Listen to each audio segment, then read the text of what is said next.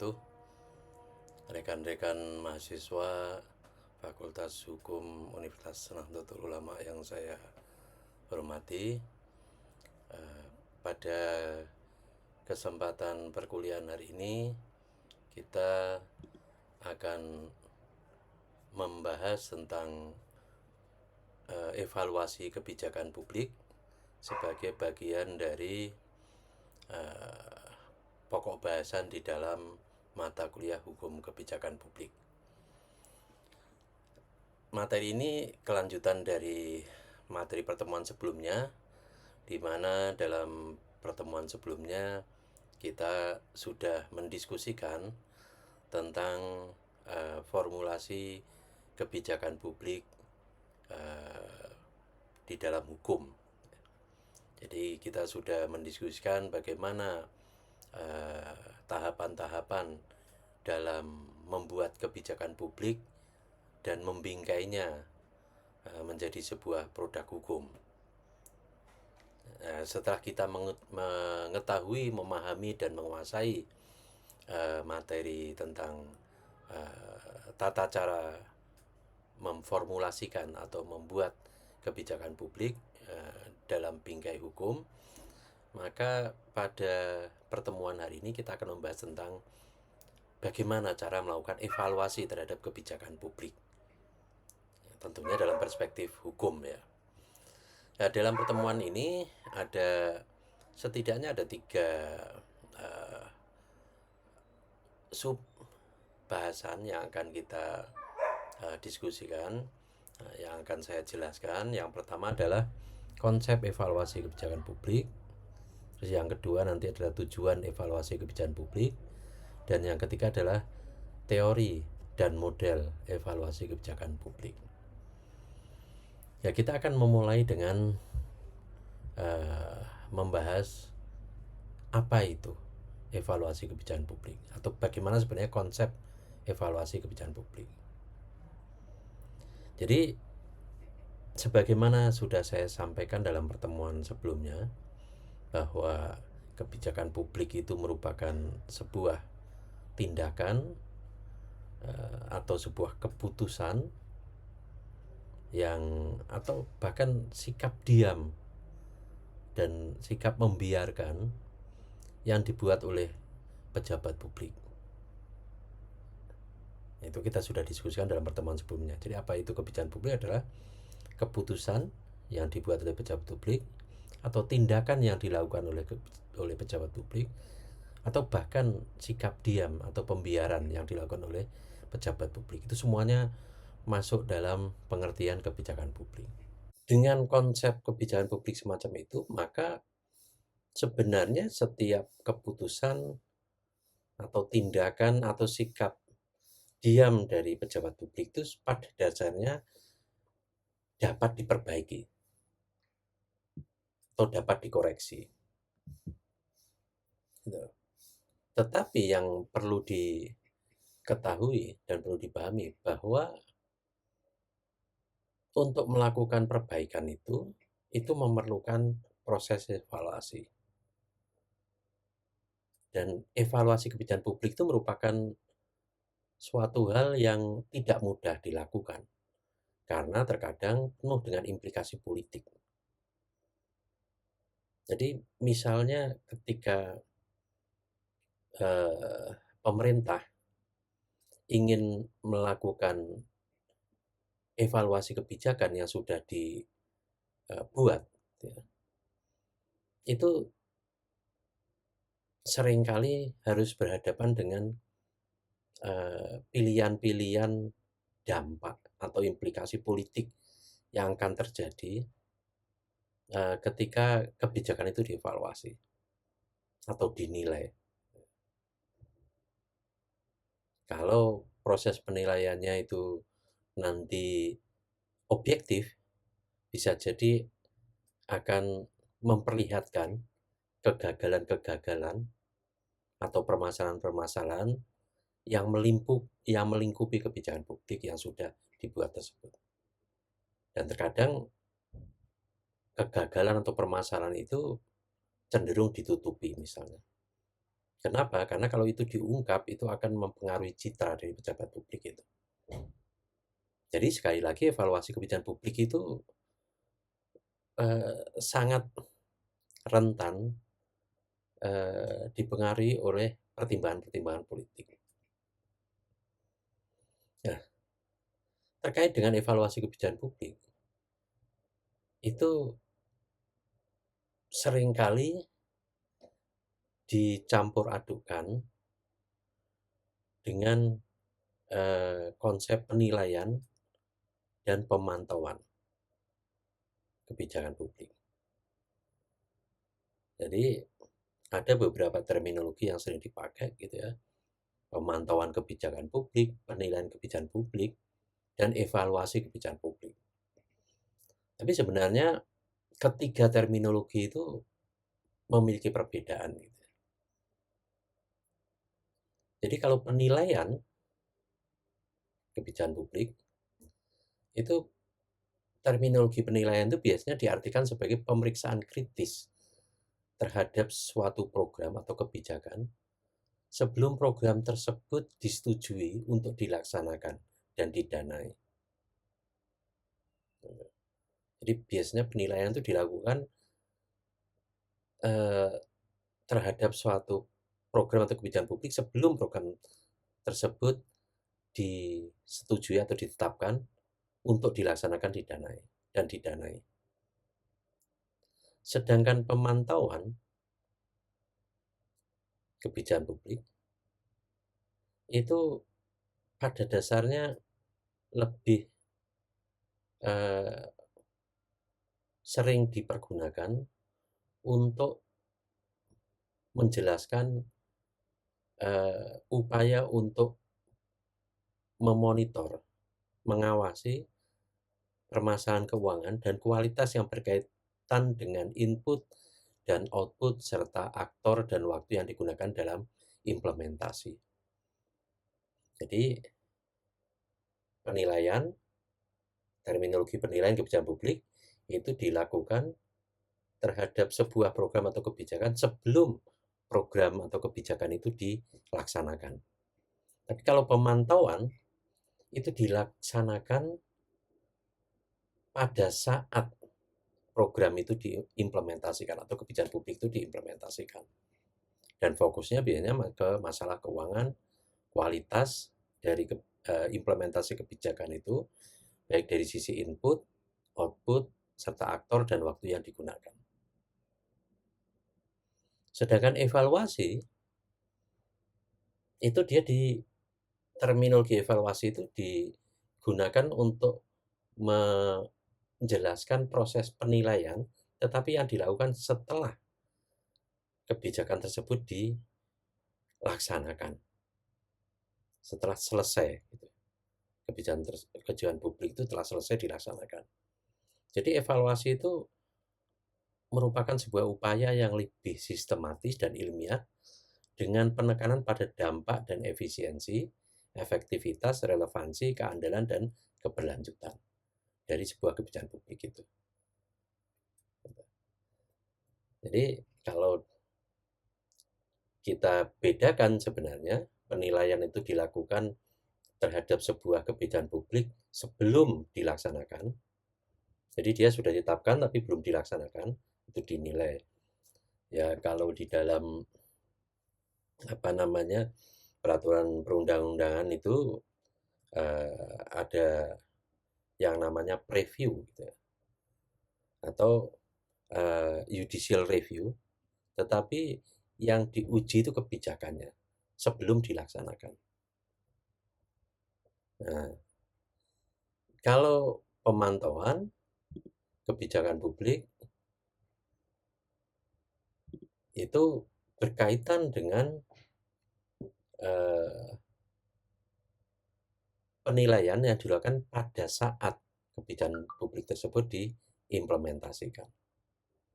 Sedangkan evaluasi kebijakan publik itu dilaksanakan setelah kebijakan publik tersebut selesai dilaksanakan.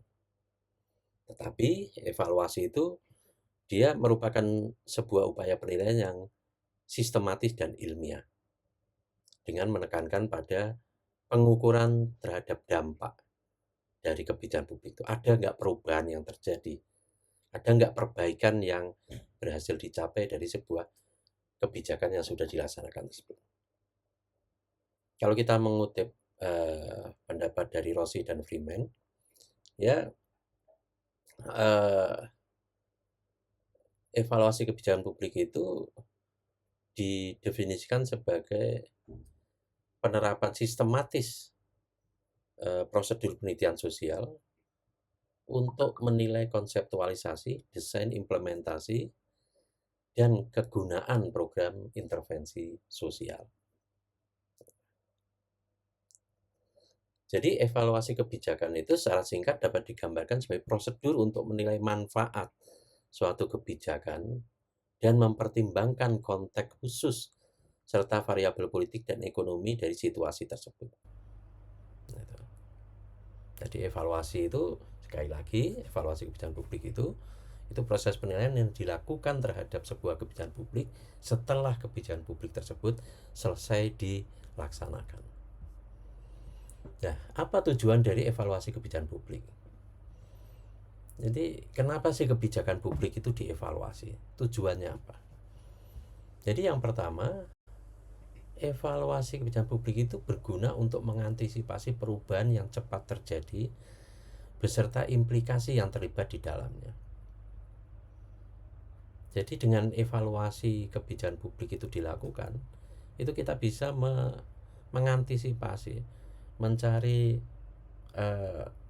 siasat untuk menghadapi perubahan-perubahan cepat yang terjadi beserta implikasinya. Ya, contohnya apa? Misalnya kita membangun pemerintah membuat kebijakan untuk membangun jembatan di Selat Madura misalnya.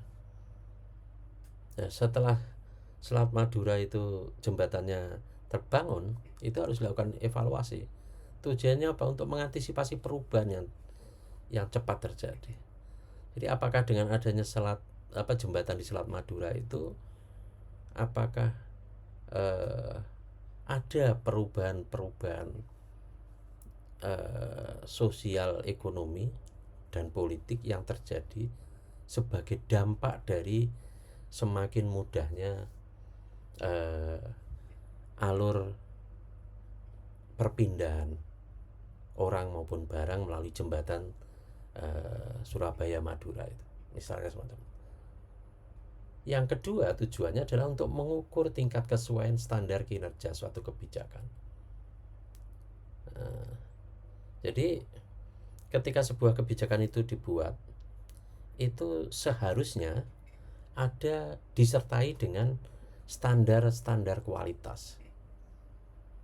Misalnya kebijakan pembuatan jembatan Surabaya Madura tadi itu mestinya sudah disertai dengan standar spesifikasi.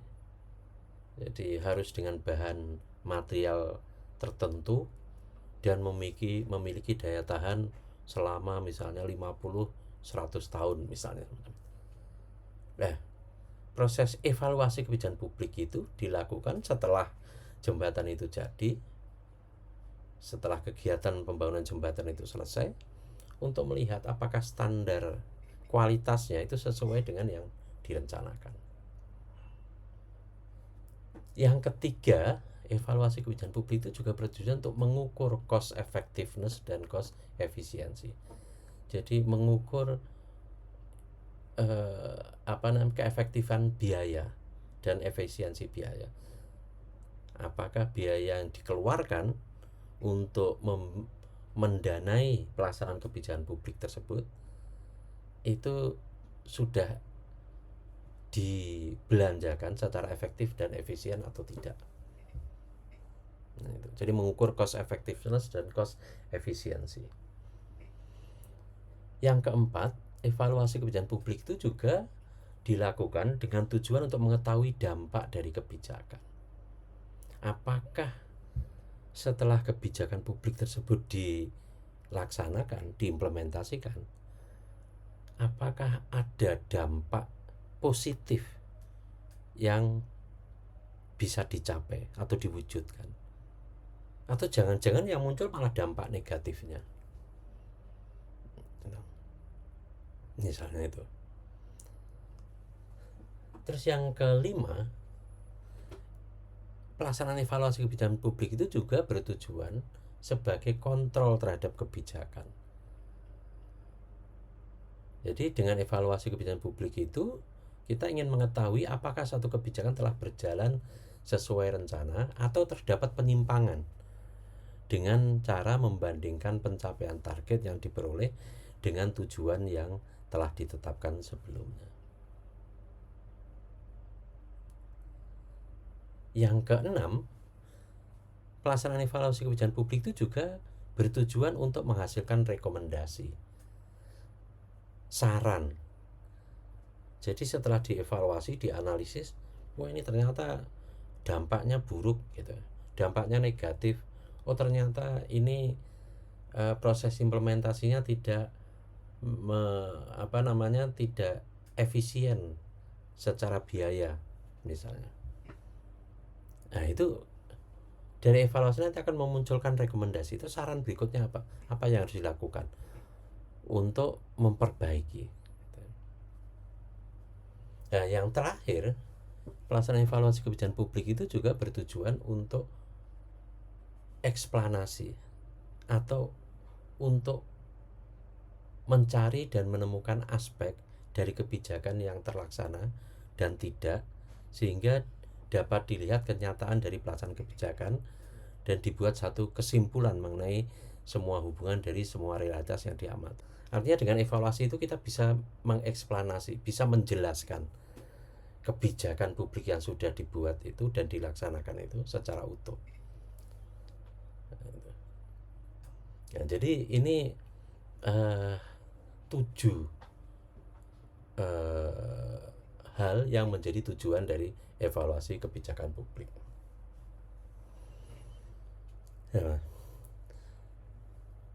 Dalam melakukan evaluasi kebijakan publik itu ada beberapa kriteria yang harus kita acu gitu ya, yang harus kita rujuk, yang harus kita pedomani. Ya, kriteria kebijakan evaluasi kebijakan publik itu pertama dia berfokus pada tujuan itu sendiri, atau pada cara atau kecenderungan hubungan antara strategi dan tujuan. Jadi ada kriteria pertama dalam evaluasi kebijakan publik itu kalau kita melakukan evaluasi kebijakan publik itu harus fokus pada tujuan. Jadi kebijakan publik itu dibuat tujuannya apa. Nah, terus dalam evaluasi nanti kita nilai apakah ketika kebijakan publik tersebut diimplementasikan atau dilaksanakan, apakah bisa menghasilkan kondisi yang dibayangkan dalam tujuan dari kebijakan publik itu. Contohnya apa? Misalnya kebijakan publik pembangunan jembatan Surabaya Madura tadi, itu misalnya kebijakan itu diambil atau ditetapkan itu dengan tujuan untuk memperlancar roda perekonomian masyarakat. Masyarakat Madura mudah mencapai Surabaya, demikian juga masyarakat Surabaya dan Jawa Timur pada umumnya atau Jawa mudah mencapai Madura, sehingga di situ misalnya perdagangan bisa lebih lancar, distribusi barang lebih lancar. Dengan demikian tingkat kesejahteraan atau perekonomian masyarakat baik Madura maupun di Surabaya dan sekitarnya itu bisa meningkat misalnya. Ya, proses evaluasi kebijakan publik itu harus difokuskan pada penilaian apakah tujuan itu tercapai atau tidak gitu. Nah, jadi itu kriteria pertama atau kriteria yang utama sebenarnya. Nah, kriteria berikutnya ini disampaikan oleh Poyster. Dia menambahkan ada kriteria lain atau variabel kinerja lain yang harus dimasukkan di dalam proses evaluasi, seperti efektivitas, kecukupan, dan kesesuaian. Jadi apakah implementasi kebijakan tersebut, pelaksanaan kebijakan tersebut sudah dilakukan secara efektif atau tidak? Apakah implementasinya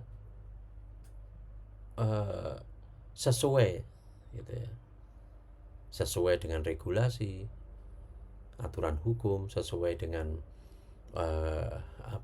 kondisi sosial masyarakat dan lain sebagainya. Sedangkan Edward Human ini mengusulkan skema 5 dimensi untuk mengevaluasi sebuah kebijakan publik. Apa saja?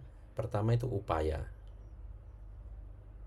Jadi bagaimana upaya atau langkah-langkah yang dilakukan untuk mengimplementasikan kebijakan publik tersebut. Terus yang kedua adalah kinerja. Jadi bagaimana upaya tadi itu bisa menghasilkan output, yaitu kinerja. Terus kecukupan itu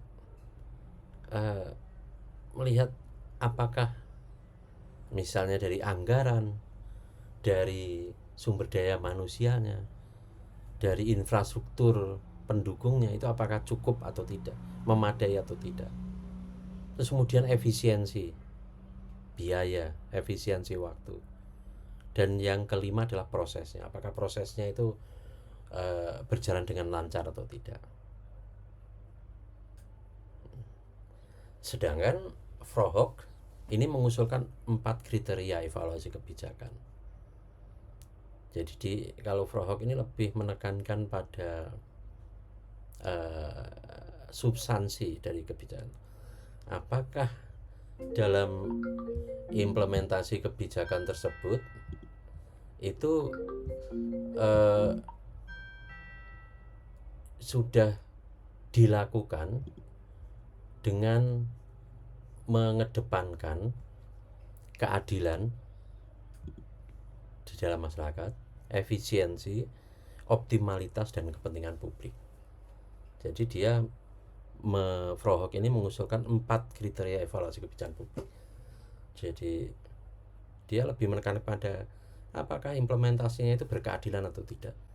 Jangan-jangan mengorbankan hak-hak masyarakat luas. Jangan-jangan merugikan hak-hak masyarakat rentan misalnya, dan lain sebagainya. Ini kriteria-kriteria evaluasi kebijakan publik. Tapi pada intinya sebenarnya untuk melakukan evaluasi kebijakan publik itu fokusnya pada tujuan. Jadi apakah implementasi kebijakan publik itu sudah selaras dengan tujuan yang ingin dicapai. Ya, baru kemudian bisa ditambahkan beberapa kriteria lainnya, baik itu mengikuti pendapatnya Poyster, Edward Human, maupun Froholt tadi. Ya, bagaimana teori atau model evaluasi kebijakan publik? Nah, ini ada beberapa model ya. Yang pertama, dalam kebijakan publik itu dia menggunakan model goal oriented evaluation model atau model evaluasi berorientasi pada tujuan. Ini yang saya sampaikan tadi. Jadi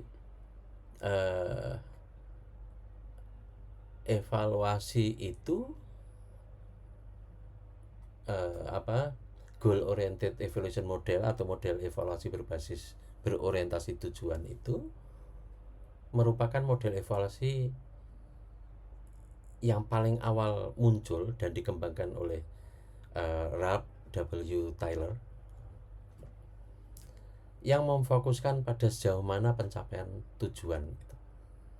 Jadi yang model pertama, goal oriented evaluation model ini dia model evaluasi yang menekankan pada apakah penilaian apakah implementasi kebijakan publik itu sudah sesuai dengan tujuan yang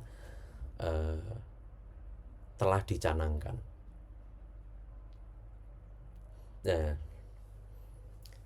model kedua adalah goal free evaluation model atau model evaluasi bebas tujuan. Dan ini dia kebalikan dari yang goal oriented evaluation model tadi itu. Kalau yang goal free evaluation model ini dia berfokus pada adanya perubahan perilaku yang terjadi sebagai dampak dari kebijakan yang diimplementasikan. Jadi dalam mengevaluasi kebijakan publik dengan model goal free evaluation ini atau model evaluasi bebas tujuan ini, yang dievaluasi bukan lagi tujuannya, tapi dampaknya. Misalnya kebijakan publiknya pembangunan jembatan Surabaya Madura tadi, yang dievaluasi bukan apakah jembatannya jadi dan bisa dipakai, tetapi yang dievaluasi adalah apa dampak dari jembatan yang sudah dibangun tadi itu, apakah berdampak positif atau negatif. Jadi ini dua model ini saling ini ya, berhadapan. Yang model pertama goal oriented evaluation model itu evaluasinya berfokus pada tujuan, apakah tujuan tercapai atau enggak. Pembangunan Suramadu misalnya, jembatan Suramadu tujuannya mewujudkan atau tujuannya ya terbangunnya jembatan Suramadu misalnya. Ya sepanjang jembatannya itu jadi bisa dipakai ya sudah, itu berarti berhasil, hasil penilaiannya semacam itu. Ya, tapi yang goal free evaluation model itu dia tidak mempertimbangkan tujuan tapi lebih melihat pada dampak. Jadi jembatannya jadi itu nggak cukup, tapi yang dinilai apakah atau yang dievaluasi apakah jembatan yang sudah dibangun tadi menghasilkan dampak positif atau negatif. Model ketiga adalah model evaluasi sumatif atau formatif. Nah, model evaluasi formatif adalah model evaluasi internal yang dimaksudkan untuk mengetahui perkembangan program yang sedang dijalankan. Sedangkan model evaluasi sumatif itu dilakukan pada akhir program. Nah, bedanya apa dengan yang dua hal tadi? Kalau model evaluasi sumatif dan formatif ini sebenarnya lebih fokus pada apakah tahapan-tahapan dalam implementasi kebijakan publik itu sudah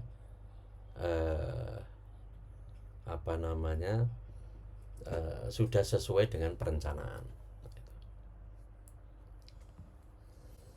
Yang keempat, ada model lain, yakni Countenance Evaluation Model, yakni model evaluasi yang digunakan untuk menentukan tahapan dari suatu proses dan segala yang mempengaruhinya.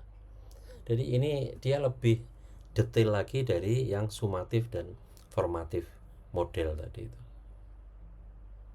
Jadi yang Countenance Evaluation Model ini dia melihat secara lebih detail masing-masing tahapan dalam proses implementasi kebijakan itu.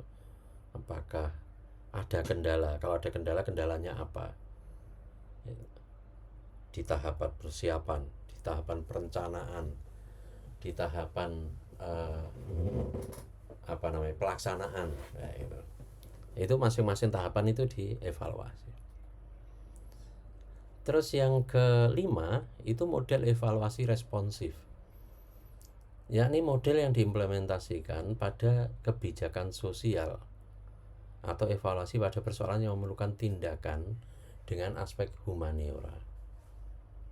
Nah, ini biasanya evaluasi kebijakan yang memiliki, di mana kebijakan publik itu memiliki karakter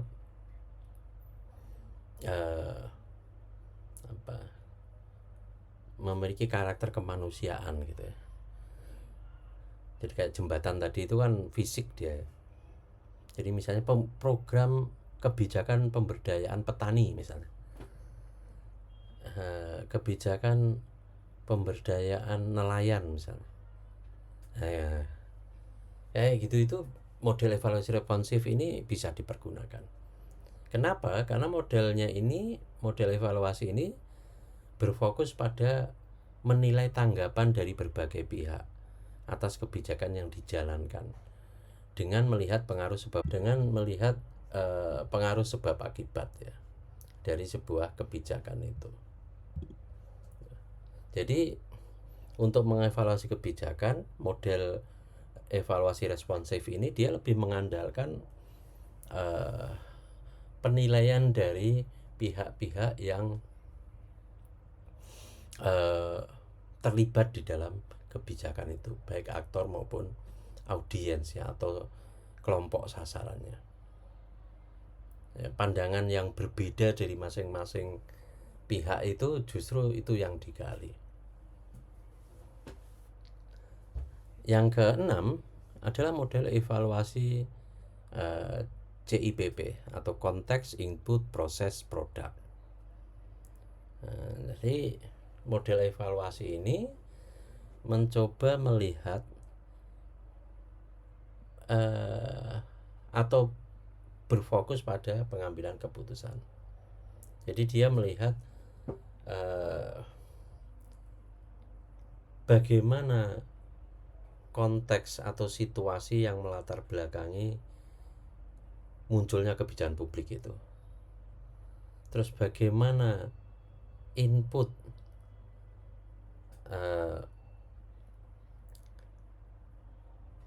atau bahan-bahan informasi yang disediakan ketika kebijakan itu dirancang. Itu input. Yang proses itu mengevaluasi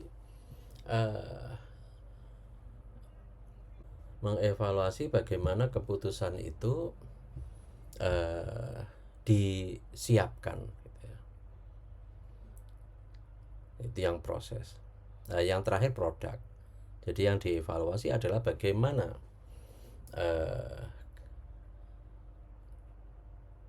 kelanjutan dari program itu. Nah, jadi kita bisa melihat model-model evaluasi kebijakan publik itu ada berbagai macam ya. Mulai dari goal oriented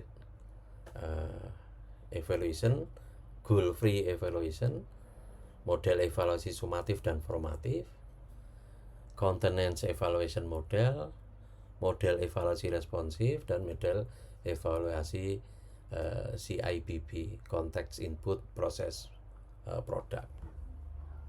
Nah, ini masih ada beberapa model yang lain ya, misalnya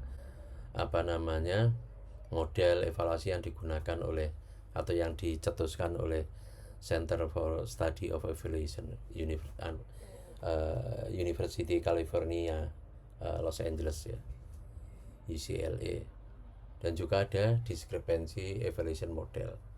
Nah, ini macam-macam jenis evaluasi ya. Nanti metode-metode evaluasi ini sebenarnya bisa dikombinasikan satu sama lain, bisa dipadukan satu sama lain untuk menghasilkan produk dari evaluasi, kedalaman proses evaluasi, dan kualitas dari rekomendasi. Karena sebagaimana saya sampaikan sebelumnya, salah satu tujuan penting dari evaluasi ini adalah menghasilkan rekomendasi, saran perbaikan. Nah, nanti saran perbaikan itu atau laporan hasil evaluasi itu meskipun berbentuk dokumen evaluasi kebijakan, tetapi nanti saran rekomendasinya itu bisa bentuknya bermacam-macam. Bahkan nanti bisa juga bentuk dari saran tersebut adalah perubahan kebijakan atau perubahan produk hukum yang mendasari kebijakan tersebut.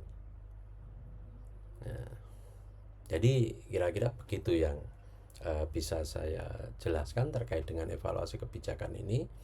Jadi sekali lagi, dalam sebuah kebijakan publik itu kita memulainya dari proses formulasi. Formulasi itu ada beberapa sub proses, mulai dari identifikasi masalah, terus kemudian mobilisasi dukungan, formulasi opsi kebijakan, adopsi, gitu ya. Terus kemudian implementasi. Nah, setelah implementasi itu dilakukan evaluasi.